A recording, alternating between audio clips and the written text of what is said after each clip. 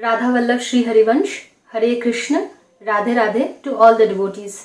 तो बहुत सारे डिवोटीज ने फिर से कुछ प्रश्न भेजे हैं और उन सब को बहुत बहुत बहुत शुक्रिया, क्योंकि आपने मुझे इस लायक समझा कि मैं आपके प्रश्न अटेंड कर सकूं, उनके जवाब आप सुनना चाहेंगे, इस लायक मुझे मानने के लिए आप सबका बहुत बहुत बहुत धन्यवाद। तो पहले प्रश्न से शुरू करते हैं। पहला सवाल है next one x gamers official की तरफ से। दीदी आप कहाँ से हो? तिलक लगाने पर आपको कोई कुछ बोलता है तो आप उनको क्या बोलती हो? राधा राधा। राधा राधा आपको भी। पहली बात, मैं वेस्ट बंगाल से हूँ, और दूसरी बात, जो ये तिलक की बात आप कर रहे हैं, एक्चुअली में परसों ही एक घटना हुई कि मैं यहाँ के लोकल एक शॉप पे गई थी, ग्रोसरी शॉप पे, और वहाँ पे जो दीदी थी उन्होंने मुझे देखते ही जो ये कंठी माला है उसको उन्होंने नोटिस किया और उन्होंने तुरंत मुझसे पूछा, तुमने ये कंठी क्यों धारण कर रखी है? तुम भी क्या वो हरे कृष्ण हरे रामा वाली हो? तो पहली बात तो ये सुनते ही मन बड़ा पुलकित हो जाता है कि हमें हमारा नाम और हमारी पहचान कृष्ण से जोड़ा जा रहा है, राधा जी से जोड़ा जा रहा है, राम से जोड़ा जा रहा है। तो उस आनंद में ही ना कुछ बोलने की भाषा ही नहीं रहती, सच्ची में। मतलब इतनी आनंद अंदर ही अंदर पैदा हो जाती है कि ये हमें वैसा समझ रहे हैं, भले ही वो हमारा नाम किसी भी ऑर्गेनाइजेशन से जुड़े, भले ही वो हमें बोले कि हम वृंदावन वाले हैं, हम मायापुर वाले हैं, हम इस्कॉन वाले हैं, किसी भी जगह से जुड़े। क्योंकि पहली बात तो बहुत सारे लोगों को ना सारे प्रतिष्ठानों या फिर सारे मंदिरों के बारे में पता ही नहीं है। वो क्या करते हैं, सोच लेते हैं कि ये इस्कॉन जाती है, ये मायापुर वाली है, ये शायद वृंदावन वाली है, ऐसा सोच लेते हैं। तो कुछ भी सोचे, हमारा नाम हमारे आराध्य देव से जुड़ रहा है, उसी में मन इतना पुलकित हो जाता है कि हम बोल देते हैं कि हाँ। तो उसने जब मुझे प्रश्न किया तो मैंने बोला कि हाँ मैं नाम जाप करती हूँ। तो उसने बोला कि आप तिलक क्यों नहीं लगाई हो?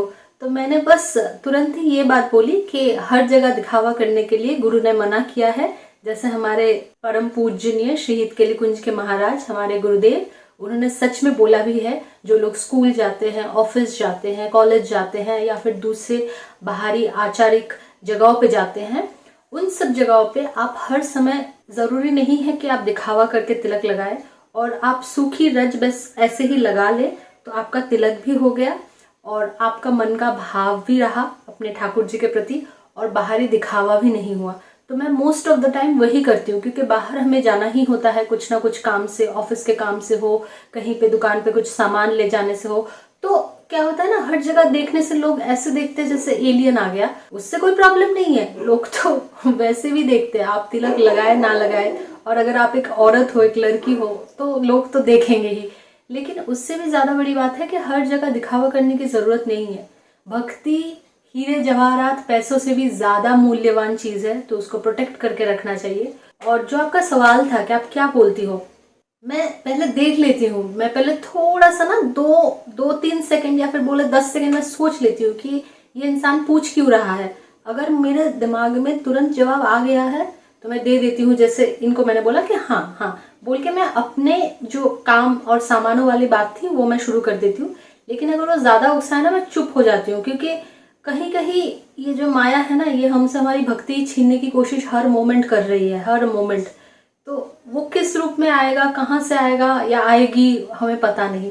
तो आप कोशिश करें अवॉइड करने की। और अगर कोई बोले कि हाँ, बस आप ना उनके मुंह पे ऊपर हाँ हरे राम हरे कृष्ण ऐसे बोल दे कि हाँ हाँ हम भक्ति करते हैं, आपको नहीं करनी है आप मत कीजिए। अगर मुझे तो आपकी उम्र पता नहीं जिन्होंने ये सवाल पूछा है, अगर आप मतलब मेरे जैसे उम्र की हैं तो उस उम्र में तो बहुत ज्यादा ये क्वेश्चन सुनना पड़ता है कि इतने यंग एज में कैसे शुरू हो गई, ये तो बुढ़ापे में करने वाली बात है। तो आप ना भक्त प्रहलाद जी, उनकी बात अगर वैसे इंसान हुए जो ऐसी बातें हजम कर पाएंगे, उनके सामने बोल देना। अगर ऐसे इंसान हुए जो ये सब हजम नहीं कर पाएंगे और उल्टा वो टोंट वाली बातें करेंगे, फिर आप कुछ मत बोलिए। हाँ हाँ जी हाँ, हम प्रभु के सेवक हैं, हम दास है, हमें बहुत सारा कुछ सुनना पड़ेगा, अभी तो कुछ भी नहीं है। अभी तो मतलब हमारे गुरुदेव ने जैसे बोला है कि हमारे गले काट दिए जाएंगे, एक समय आएगा कि भक्ति नहीं करनी दी जाएगी, हमें पता नहीं क्या क्या सहना पड़ेगा हमारे ऊपर, मतलब कितनी सारी आपदाएं आएगी हमें पता नहीं, बिकॉज ऑफ भक्ति। क्योंकि भक्त के जीवन में कष्ट आएगा ही आएगा, भक्ति उससे छीनने की कोशिश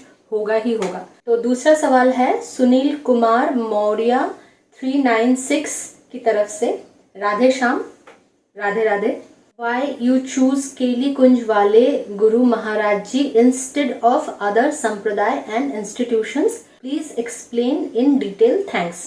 ये सवाल एक्चुअली में मैं चाहती थी कि कोई मुझसे पूछे ताकि मैं आंसर दे सकूं, लेकिन अगर कोई पूछता भी नहीं तो मैं खुद भी कभी ना कभी ये मेंशन करती रहती हूँ। शायद इन डिटेल मैंने कभी ऐसे नहीं बोला, लेकिन ये एक्चुअली थोड़ी सी लंबी इसकी आंसर हो जाएगी। जब मेरे ज़िंदगी में 2023 के एकदम बिगिनिंग में इतनी ज़्यादा एक बड़ी घटना हो गई थी, मतलब मैं उस घटना को फिर से याद नहीं करना चाहती, लेकिन ये समझ लीजिए कि मैंने अपने सबसे ज़्यादा इम्पोर्टेंट जो इंसान है, जिसको मैंने सबसे ज़्यादा इस ज़िंदगी में सबसे बड़ी अपनी सपोर्ट, प्यार और सब कुछ समझा, सब कुछ, जो मेरी माँ थी, वो अपना शरीर त्याग के चली गई। और उसके बाद जो फेज़ मेरी लाइफ में आया, जैसे होता है ना, she was the dam for everything, और वो मेरी लाइफ में ऐसी थी कि she was the protective wall for me. She was bedridden, मुझे हिंदी में पता नहीं, लेकिन मतलब वो बिस्तर में ही थी बहुत सालों से वो बिस्तर में ही थी, लेकिन she was always that aura जिसको बोलते हैं ना, जो मुझे प्रोटेक्ट किए हुए थी। तो जब she left her body and it was in, मतलब बहुत बहुत बहुत खराब समय था। तो ये सब कुछ हो जाने के बाद जो फेज मेरी लाइफ में आया, तो ऐसा होता है ना कि जैसे डैम से पानी छोड़ा जाता है और पानी एकदम फोर्सफुली आता है, तो उसी टाइप से जो दुख और जो पीड़ा, जो कष्ट, सब कुछ मेरी लाइफ में, मतलब इट वॉज ऑलवेज देयर, सब कुछ था, क्योंकि माँ इतने सालों से बिस्तर पे इतनी बीमार थी, सब कुछ था। लेकिन वो क्या हुआ, एकदम से पूरा सैलाब आ गया। तो I was in a very bad condition. Bad भी actually it's not the exact word, मुझे पता नहीं कौन सा वर्ड जस्टिफाई करेगा, शायद कोई वर्ड जस्टिफाई ही नहीं करेगा। जैसे गुरुदेव बोलते हैं ना कि भगवान का जब दर्शन होता है तब उसको शब्दों में बयान नहीं किया जा सकता, वैसे ही कुछ खराब समय ऐसे होते हैं जब उसको शब्दों में बयान नहीं किया जा सकता। तो उसके बाद एक बहुत बड़ा सा फेज था जब लाइफ में सिर्फ मैं बीमार बीमार बीमार बीमार, और मतलब हर तरफ से मुझे लग रहा था कि मैं मर गई हूँ, और मुझे वो अब भी लगता है कि मैं मर ही गई हूँ। सिर्फ ये शरीर जिंदा है, सांस ले रहा है, इसीलिए क्योंकि मुझे भक्ति करनी है, मेरी हिस्से की जो भक्ति है वो मुझे करनी है, उसके लिए मैं सांस ले रही हूँ, और मेरी जिंदगी का कुछ नहीं है। तो एक टाइम के बाद मुझे ऐसा लगने लगा कि अब मुझे चले जाना चाहिए कहीं पे, क्योंकि जब माँ शरीर मतलब नहीं त्यागा था उन्होंने, जब वो जिंदा भी थी, और ये एक्चुअल में मैं अगर बोलूँ करीबन 7-8 साल पहले की बात है, तो आप सोच लीजिए तब से ऑलरेडी कॉन्क्रीट बातों में मेरे और मेरे माँ के बीच में ये डिस्कशन होता था कि मैं कहीं पे चली जाऊंगी, ऐसे किसी आश्रम या कहीं पे जैसे संत लोग जैसे रहते हैं वहां पे चली जाऊंगी और वैसे ही रहूंगी। लेकिन कहीं ना कहीं माँ की वो भी होती है कि मतलब मैं ठीक रहनी चाहिए, किसी ना किसी तरह से मुझे ठीक जगह पे रहना चाहिए। अगर वहां पे जाके मैं खुश रहती हूँ और मैं शांति से रहती हूँ, क्योंकि मेरे और मेरे माँ के लाइफ में कभी सुख मैटर ही नहीं किया, हमेशा हमेशा हमारे लाइफ में शांति ही मैटर करी है। तो कहीं ना कहीं वो चीज़ बहुत ज़्यादा थी कि अगर मैं उधर जाके खुश रहती हूँ आश्रम में जाके, वो ठीक है। अगर मेरे किसी अच्छे लड़के से शादी होती है, उधर जाके मैं खुश रहती हूँ, तो वो ठीक है, मतलब शांति से रहती हूँ। खुश is not the exact word, शांति से रहती हूँ, तो वो ठीक है। तो ये बहुत सालों पहले ही मेरे और मेरे माँ के बीच में डिस्कशन हो गया था।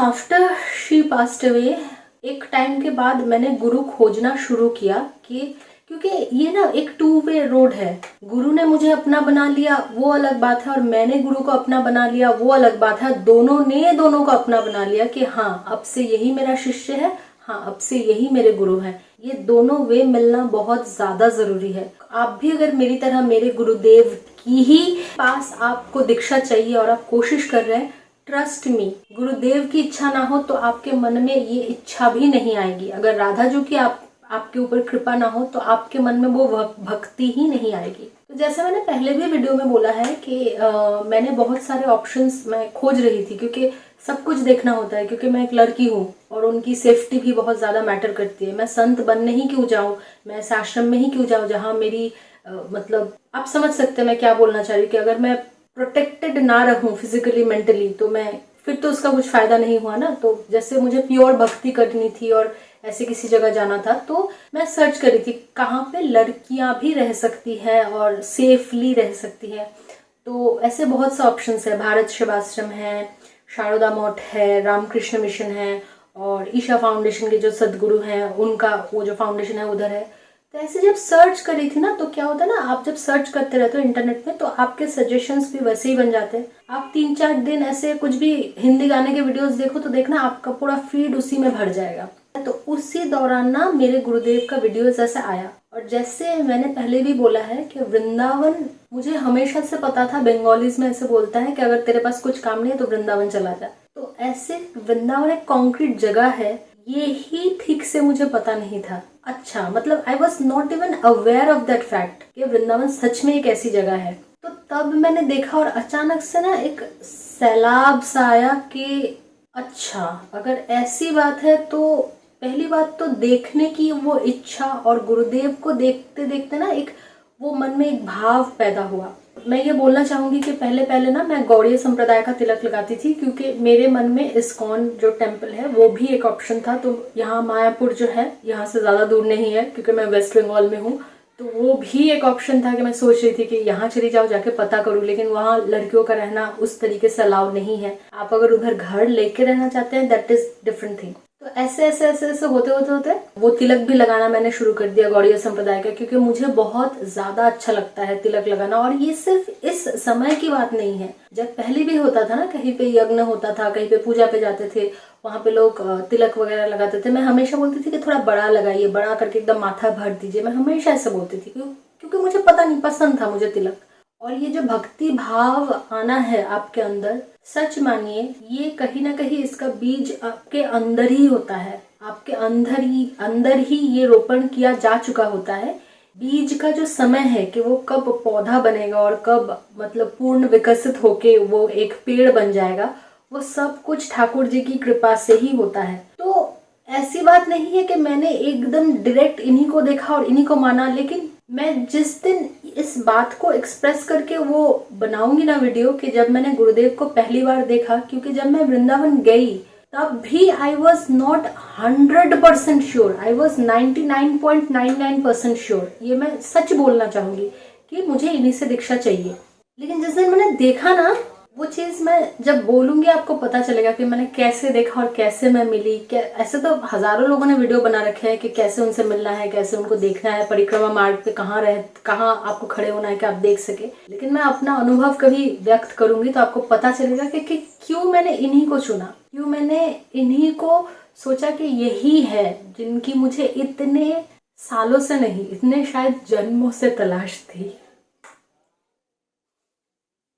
तो जैसे मैं बोल रही थी कि ऐसे मैं गुरु तलाश कर रही थी, ऐसे इंटरनेट पे भी देख रही थी। तो उसी समय जब मैंने इनको देखा, मेरे अंदर वो भाव आने लगा, और उसी भाव से कहीं ना कहीं राधा रानी की मेरे ऊपर कृपा हुई कि उन्होंने मुझे वृंदावन बुलाया, और मैं गई वहाँ पे। देखा मैंने सब कुछ। और जब मैं शहीद केली कुंज में गई, वहाँ पे मैंने जो जो चीज़ें देखी, जो जो होते हुए जितना भी मैंने देखा, उसके बाद आई वॉज कन्फर्म कि मुझे इन्हीं को गुरुदेव बनाना है।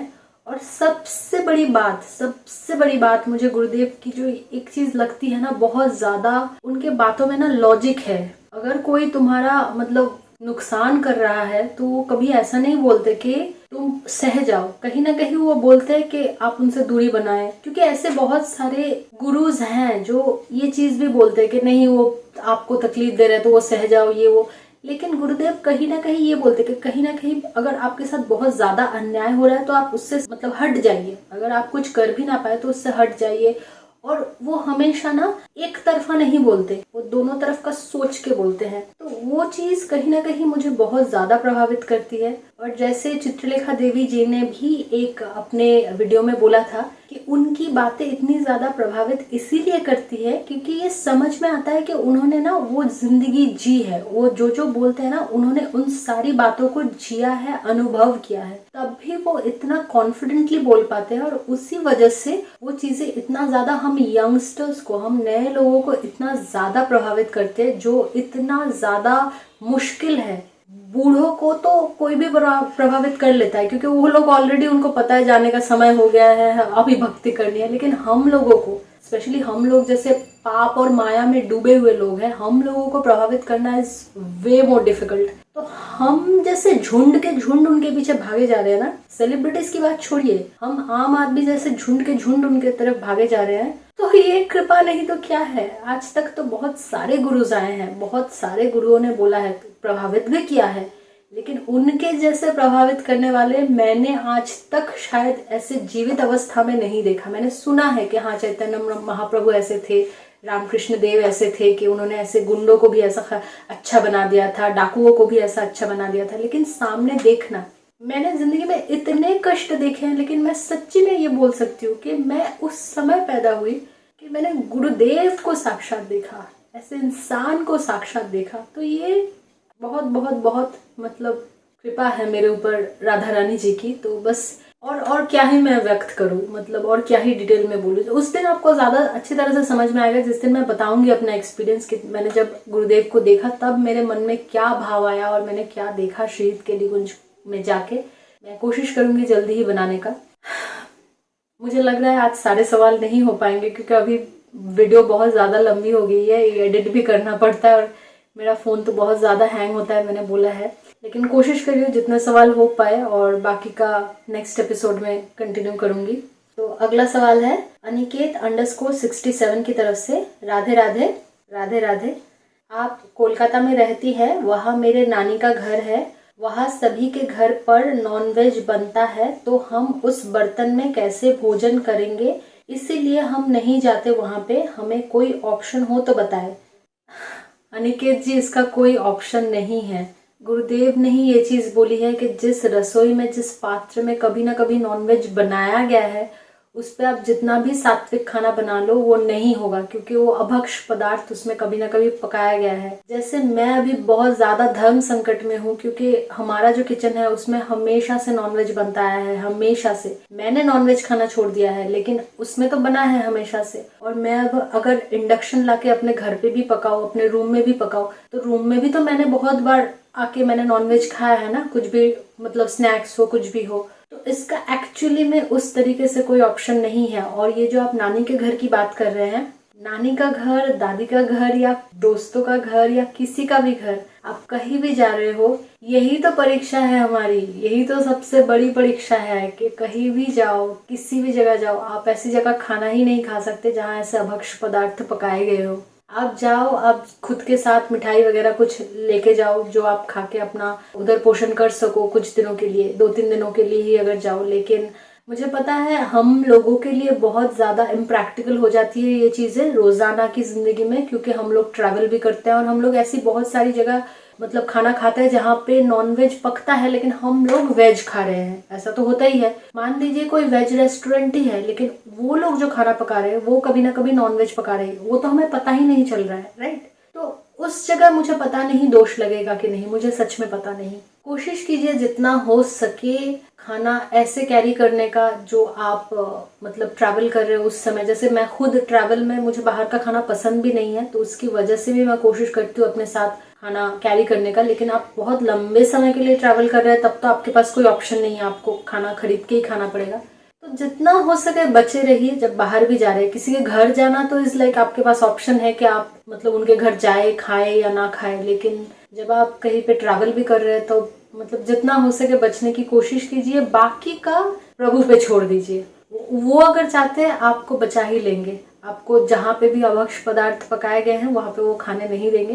तो बस राधा जी का, कृष्ण जी का नाम लीजिए, आई बिलीव वो हमें बचा लेंगे। क्योंकि जब भी हम नॉनवेज खा भी लेते हैं ना, मन में वो जलन पैदा होना शुरू हो जाती है। क्योंकि ये चीज़ मैंने खुद फेस की है, क्योंकि मैं हमेशा अपने वीडियो में बोलती हूँ कि खाने को लेके मुझे बहुत ज़्यादा परेशानी होती है। मैं बहुत एक ऑड सिचुएशन में हूँ अपने लाइफ में, तो इसकी वजह से वो नॉनवेज की क्रेविंग वगैरह उसको डील करना, और जब पीएमएस होता है उस वक्त बहुत ज़्यादा क्रेविंग होती है, तो उसके साथ डील करना इट्स वे मोर डिफ़िकल्ट। तो आप ये वरदान ही मानिए। आई बिलीव आप एक लड़के हो, अनिकेत नाम है जब, तो इसको बस ये वरदान ही मानिए कि आपको पीएमएस नहीं होता है। क्योंकि उस समय जो हार्मोनल इम्बैलेंस आपको होता है ना, लड़कियों को मतलब हम लोगों को फील करना पड़ता है, तो उससे बहुत ज़्यादा उल्टी सीधी खाने की क्रेविंग्स होती है। तो उससे अगर हम परहेज़ कर सकते हैं तो आपके लिए भी, आप प्रभु का नाम लीजिए, आई बिलीव हेल्प हो जाएगी, आई बिलीव वो खुद ही रास्ता दिखा देंगे आपको। अगला सवाल है हिरवाना की तरफ से। हमने सुना है तिलक सिर्फ एक बिंदु लगाते हैं, पूरा तिलक नहीं। नहीं, ऐसी तो कोई बात नहीं है, अगर है भी मुझे जानकारी नहीं है। पहली बात तो गुरुदेव ने ऐसा बोल रखा है कि आप 1 या 2 वर्ष तक दीक्षा से पहले आप वृंदावन की रज लगाइए। तो जिस वजह से मैंने आज भी रज की तिलक लगाई हुई है, मुझे पता नहीं कैमरे में ठीक से दिख रहा है कि नहीं, लेकिन रज की तिलक और यहाँ आसपास जो तिलक चंदन होता है वो तिलक वो लगाया हुआ है मैंने, गोपी चंदन जिसको बोलते हैं, गोपी चंदन लगाया हुआ है। मैं खुद, मुझे बहुत बार ये सवाल फेस करना पड़ा है कि आप तिलक कैसे लगाती हो, दीक्षा नहीं हुई है, और मैंने हमेशा ये बोला है कि मैं भाव से लगाती हूँ। और अगर ये तिलक लगाने से जो भाव और खुशी मुझे मिलती है, अगर राधा जी ना चाहती तो ये तिलक लगाने की क्षमता या तिलक लगाने की इच्छा कुछ भी मेरे मन में नहीं आती। तो बस ऐसी कोई बात नहीं है कि तिलक सिर्फ बिंदु लगाता है, रज ऐसे करके लगा लेते हैं, क्योंकि परिकर के जो भक्त हैं उनको भी मैंने देखा है रज लगाते हुए सारे चेहरे पे। तो ऐसी कोई बात नहीं है, मैंने नहीं सुनी। अगला सवाल है कविता रानी 9292 की तरफ से। जय श्री हरिवंश दीदी, राधा वल्लभ श्री हरिवंश।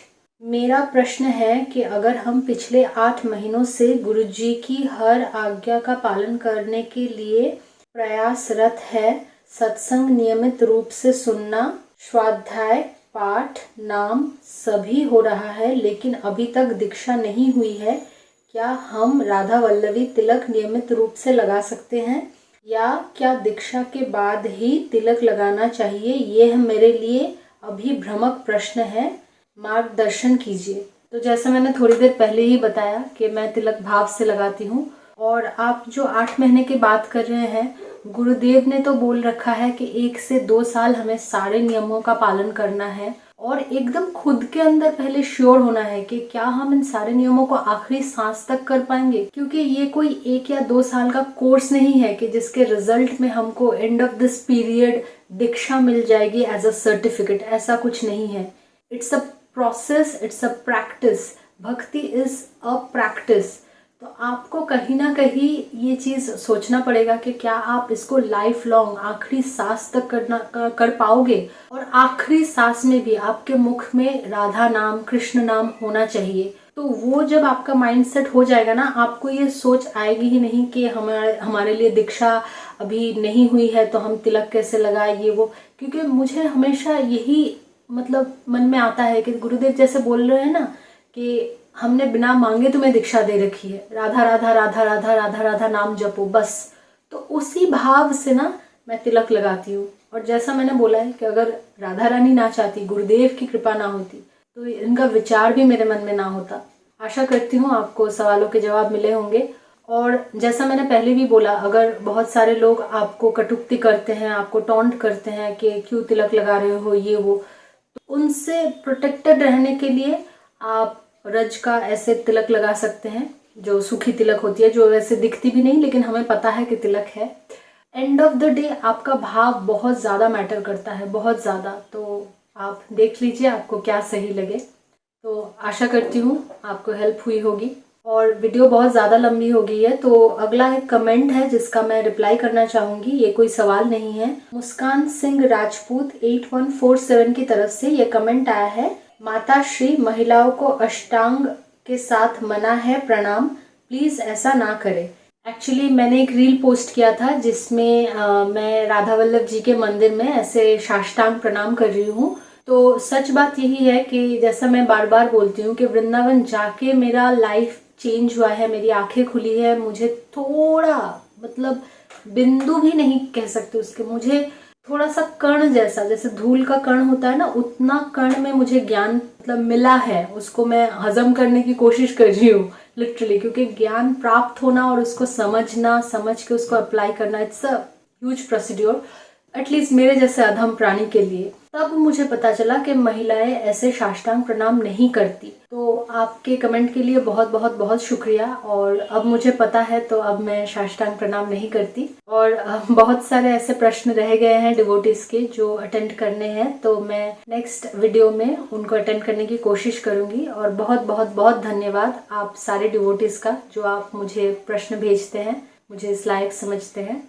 राधा वल्लभ श्री हरिवंश। हरे कृष्ण, राधे राधे।